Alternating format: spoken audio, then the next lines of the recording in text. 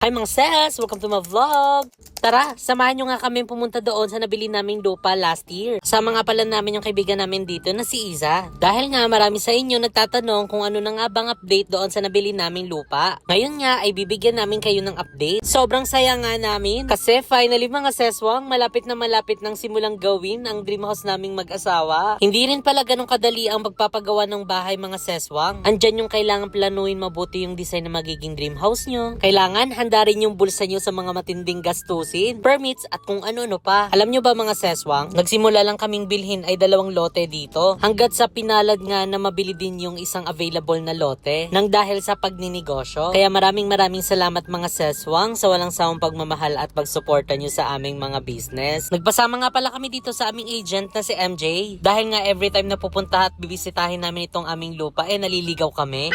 Hanggang ngayon nga natutuwa at hindi kami makapaniwala na nabili namin itong malawak na lupa na ito. At napapatakbo na nga ang aking asawa sa tuwa. Sobrang lawak nga nitong mga seswang na nabili naming lupa. Kaya good luck talaga sa amin pag sinimulan na itong i-construct. Kalain yung mga seswang, talagang may magandang plano talaga si Lord. Dinimolish yung bahay namin sa Kaingin na walang binibigay na relocation o bayad sa aming bahay. Sa lahat ata ng nakatira sa Kaingin ay nabigyan ng relokasyon o kaya ng bayad. Kami lang ang hindi. Kaya nung sinabi sa akin ni Mama na i-demolish na kami sa Kaingin at hindi kami mabibigyan ng relokasyon o kaya ng bayad sa bahay, talagang nalungkot kami. Halos dun kami pinanganak at lumaki at nagkaroon ng isip. Pero sa halip na ay malungkot at magmukmok, sinipagan lang namin ang aking asawa na mag-upload sa YouTube. Yung tipong nakakapag-upload kami sa isang araw ng 3 beses. Hanggang sa nakita ko yung message ni Isa sa aking FB na meron siyang inaalok na bahay na malapit sa kanila. Yung time na yon is talagang naghahanap na kami ng bahay. Dahil nga ayoko dumating sa point na i-demolish na yung aming bahay at sa kalsada na lang yung pamilya ko matutulog. Kaya nga hanggat maaga pa at hindi pa nag-uumpisa i-demolish ang aming lugar, nagdoble kayod na agad kami ng aking asawa. At dahil mabait din yung nabilhan namin ng bahay, pumayag siya na putol-putol ang aming ibayad. Dahil sobrang dami na rin tumingin doon at wala namang nagpupush. So dahil nakita niya na talagang desidido kami doon sa bahay na yon, pumayag siya na kahit putol-putol na yung ibayad namin. Kaya maraming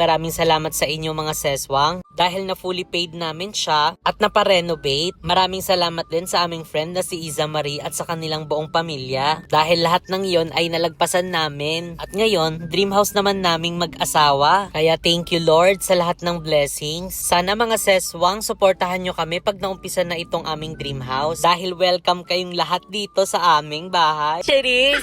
Pero seryoso mga ses, sana suportahan nyo kami pag inumpisahan na namin ipagawa itong aming dream house. Hindi ngayon pero malapit na. Hayaan nyo mga seswang, i-update naman namin kayo once na umpisahan na itong aming dream house. Syempre, bago sumugod sa gera, kailangan meron kang baong bala. Cheers!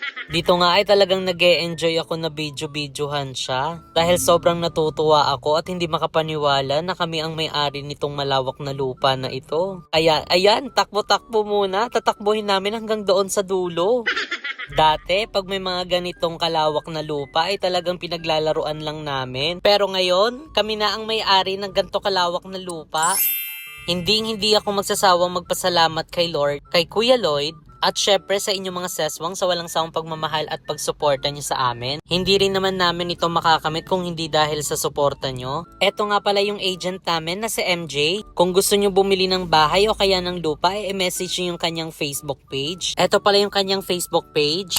Diyan kayo pwede mag-inquire sa kanya kung may mga katanungan kayo. Mabait nga yun si MJ, kahit isang chat lang namin sa kanya is talagang mabilis siya mag-response. At syempre sa mga gustong mag-invest dyan, pwede nyo siyang i-message. Nakailang lakad na nga ako't pabalik-balik dyan sa aming lupa dahil talagang hindi siya nagsisink in sa amin na talagang ami ang may-ari neto. Hindi ko na rin napapansin yung init kahit gaano siya kainit dahil pinagpipray ko lang noon sana meron kaming malipatan na bahay bago ma-demolish ang aming bahay sa Kaingin. Siyang sobrang biyaya naman ang ipinagkaloob niya sa amin. Thank you Lord. Kaya wag tayo pang hinaan ng loob pag nagkakaproblema tayo. Dahil sinusubok lang tayo ni Lord. Hindi naman niya tayo bibigyan ng problema kung hindi naman natin kaya. Pinapalakas lang din niya ang loob natin at ginagawa tayong better version ng ating sarili. Kaya magtiwala tayo sa lahat ng kanyang plano. Maraming salamat nga din pala sa aming mga pamilya at mga kaibigan dahil talagang nakasupport sila sa lahat ng mga plans namin sa buhay. Mabuti nga rin rin yung napapalibutan ka ng mga taong positive lang sa buhay. Yung tipong naghihilaan kayo pataas. Kaya piliin mong mabuti yung mga taong papakisamahan mo. Dahil hindi lahat ng nasa paligid mo totoo. Yun lang, maraming